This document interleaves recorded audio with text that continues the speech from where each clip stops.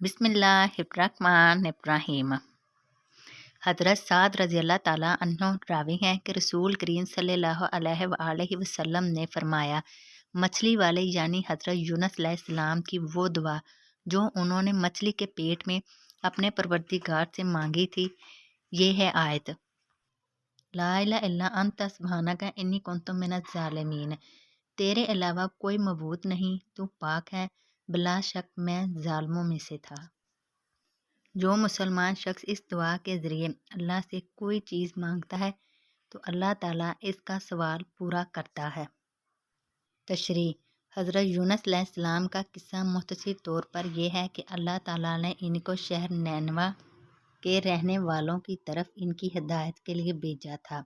उन्होंने इनको ईमान की दावत दी जिसे उन्होंने ठुकरा दिया और ईमान लाने से इनकार कर दिया। चनाचे अल्लाह ताला ने हज़रत यूनुस अलैहिस्सलाम के पास ये वही भेजी कि तुम अपनी कौम को आगाह कर दो कि 3 दिन के बाद तुम पर अजाब नाजिल होगा।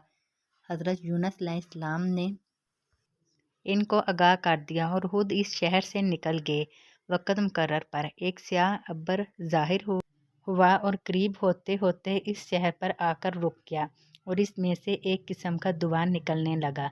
जब शहर वालों ने देखा कि अब अजाब नाजिल हुआ चाहता है तो सब अपनी बीवियों, अपनी औलाद, अपने जानवरों को लेकर जंगल की तरफ निकल खड़े हुए और वहाँ आदमियों और जानवरों के बच्चों को इनमाओं से अलग करके गिरफ्तारी के साथ अपनी आवाज़ें बुलंद की और अपने कुफ्र व गुनाहों से तौबा करके ईमान लाए और ये पुकार उठे कि ला ही हाइन ला इलाहा इल्ला अंता, ए जिंदा, इस वक़्त से कोई जिंदा न था, तेरे अलावा कोई मबूद नहीं। इसके बाद अल्लाह ताला ने वो अजाब जो इन पर मुसल्लत था टाल दिया। कुछ अरसे के बाद हज़रत यूनुस अलैहिस्सलाम इस शहर की तरफ आए ताकि देखें इस शहर और शहर वालों का क्या हाल हुआ।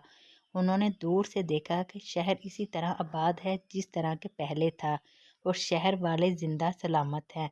ये देखकर इन्हें बड़ी शर्म महसूस हुई कि मैंने तो इनसे कहा था कि 3 दिन के बाद तुम्हारे ऊपर अजाब नाजिल होगा, मगर अजाब का कहीं नामो निशान भी नहीं है।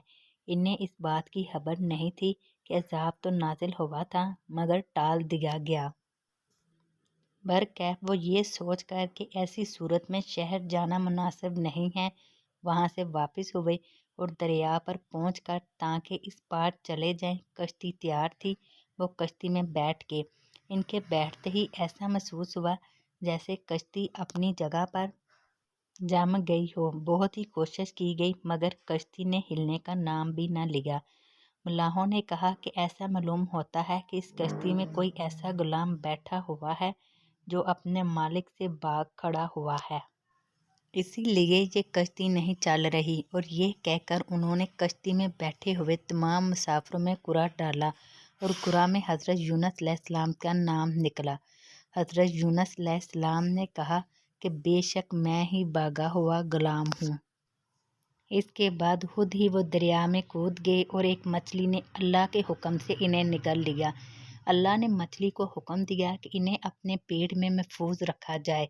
चनाचे हज़रत यूनुस अलैहिस्सलाम मछली के पेट में पड़े रहे और ए अल्लाह, तू मबूद हाकिम और मुतलिक है, तेरी ज़ात पाक है, मैंने अपने ऊपर जुल्म किया है, बाएं तौर के मैं तेरी इजाज़त के बगैर अपनी कौम से निकल भागा। चनाचे हक ताला ने इनकी दुआ कबूल फरमाई।